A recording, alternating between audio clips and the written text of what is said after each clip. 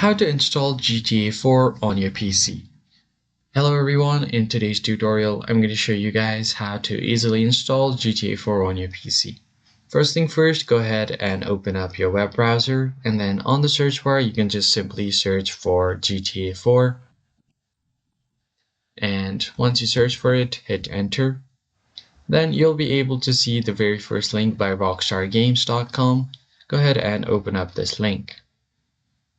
And once you open up this link, all you have to do now is click on this buy now option that you see on the side as well as on the top right corner. If you want to know more about the game, you can scroll down to learn the description. And once you have done that, you can just click on this buy now option. Then you'll be asked to log into your social club account on Rockstar. So click on this buy now option right here for PC. It's $20. So click on this, and you need to sign in to your social club account. Once you have entered your login credentials, click on sign in and you will be signed in. You could also use a sign in using PlayStation or Xbox account.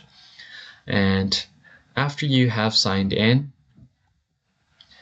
here you'll be taken to another page where you can easily buy the game. So click on buy now.